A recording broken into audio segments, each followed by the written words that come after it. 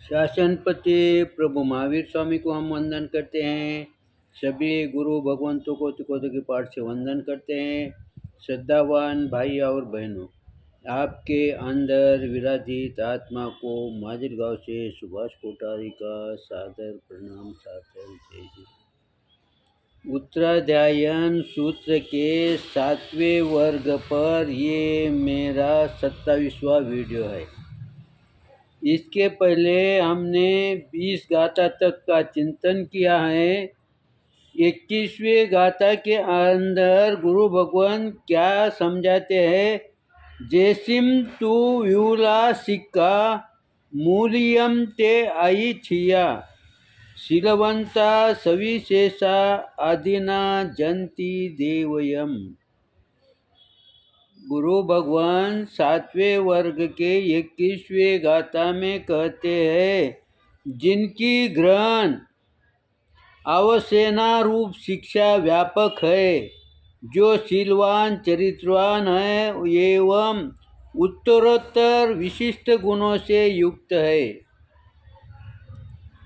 क्या समझाते हैं गुरु भगवान इस गाथा के अंदर? इस गाथा के अंदर गुरु भगवान समझाते हैं, जो शीलवान है, चरित्रवान है, इसके गुणों में उत्तरोत्तर वृद्धि होती ही रहती है।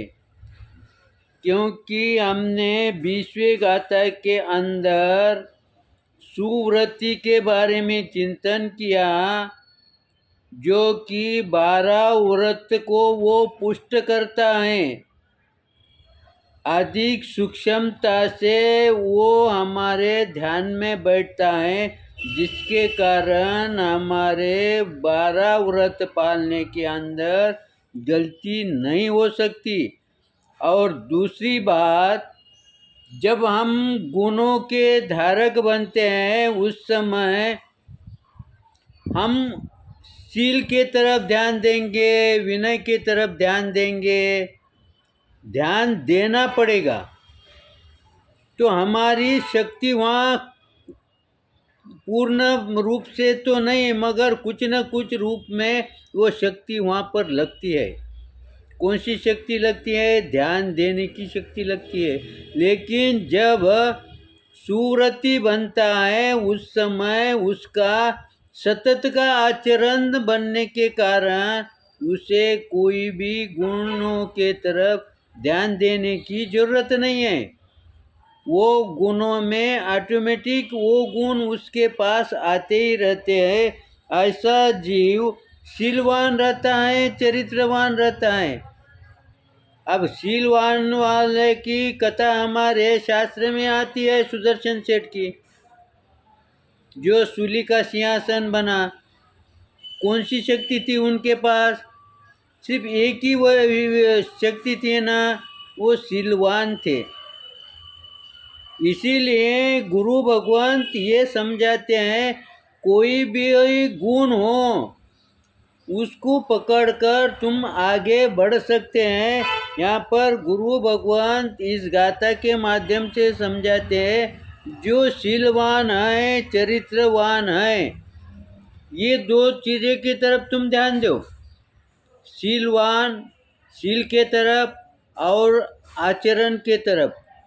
मेरा चरित्र कैसा होना चाहिए?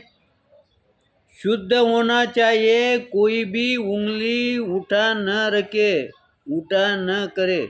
क्योंकि जब हम शीलवान होंगे, गुणवान होंगे, उस समय हमारी उत्तरोत्तर गुण तो हमारे पास आते हैं, लेकिन व्यवहार में इसका लाभ क्या होता है? ठीक है, ये जो गुण आएंगे, एक एक सद्गुण आएंगे, उसका लाभ हमें आगे के भव में मिलेगा या इसी भव में मिलेगा, वो पाप पुण्य में होगा। लेकिन व्यवहार की दृष्टि से इसका लाभ हमें क्या होता है? व्यवहार में ये लाभ होता है कि जब तुम व्यवहार करते हैं, कोई व्यापार करते हैं, उस समय देखने वाले समाज के लोगों की, अवान्तर लोगों की दृष्टि अलग होती है। वो हमारे साथ व्यवहार करते समय वो खुले मन से करते हैं, और कोई वहाँ पर तकरार भी करने लगा तो उसे सफाई देने की ज़रूरत नहीं पड़ती है।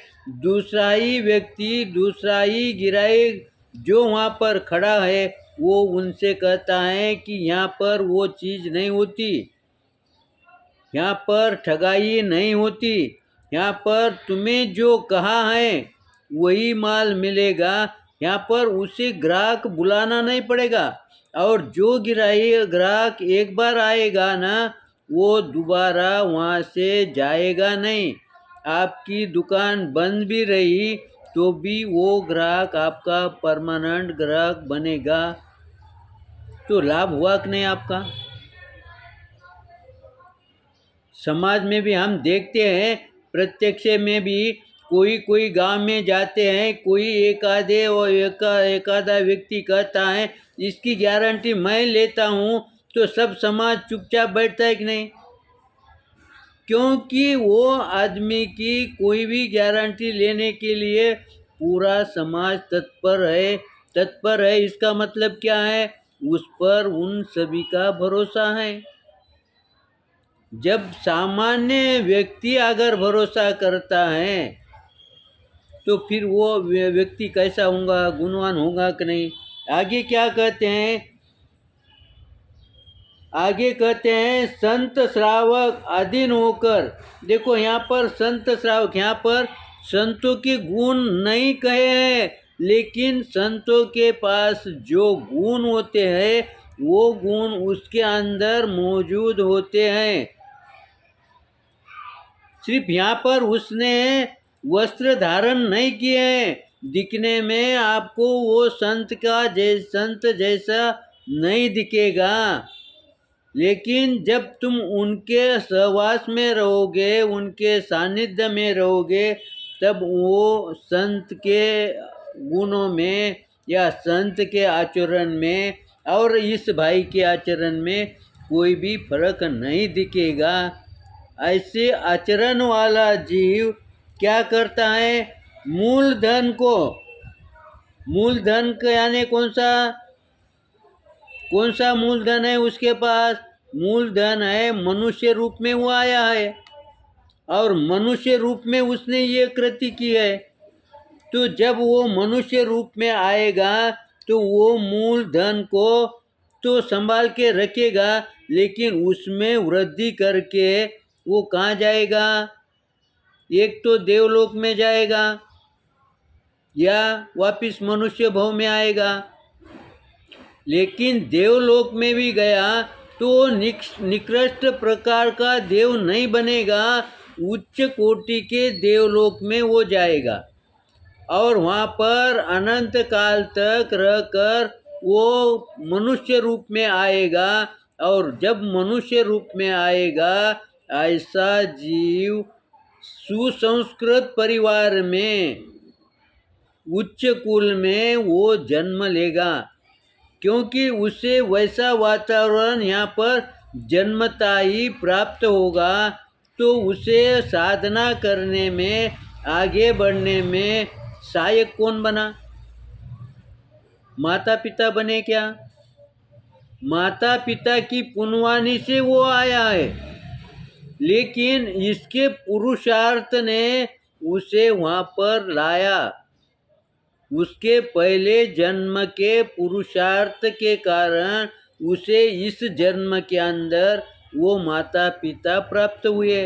अब जब ऐसे माता पिता प्राप्त होते हैं और पूर्व का जो पुरुषार्थ है वो पुरुषार्थ इस भव में भी उसके काम में आने लगता है, उसकी सहायता करता है। इसीलिए ऐसा जीव आगे बढ़ने में तुरंत बढ़ जाता है, उसे देर नहीं लगती है। इसीलिए हम देखते हैं जो 4-5 वर्ष के बच्चे होते हैं वो सुन के वो प्रतिक्रमण याद हो जाता है, और हम देखते हैं, रटते हैं, पढ़ते हैं, फिर भी हमारा प्रतिक्रमण याद नहीं होता। वो एक बार सुनते हैं, चाहे आध्यात्म की किताब हो, चाहे संसारिक किताब हो, चाहे कौन सी भी किताब हो, उसके एक बार पढ़ने में आ गए तो उसके ध्यान में रहता है कि नहीं। तो ये किसका प्रभाव है? ये उसके पहले जन्म के पुरुषार्थ के कारण उसकी अभी जो ज्ञान है वो खुलने की शुरुआत हो गई है। अब जब ऐसा बचपन के अंदर ज्ञान खुलने लगा तो उसका आगे का जीवन समृद्ध होगा कि नहीं? वो पीछे सरकेगा क्या? वो पीछे सरकेगा नहीं, आगे ही बढ़ेगा। और ऐसा जीव स्वयं के लिए, परिवार के लिए, संसार के लिए लाभकारी सिद्ध होगा। हमारे चिंतन के अंदर समय को देखते हुए कुछ गलत आया होगा तो आप निश्चित रूप से क्षमा करेंगे, सही आया होगा तो लाइक करेंगे, शेयर करेंगे। इसी आशा के साथ ओम शांति।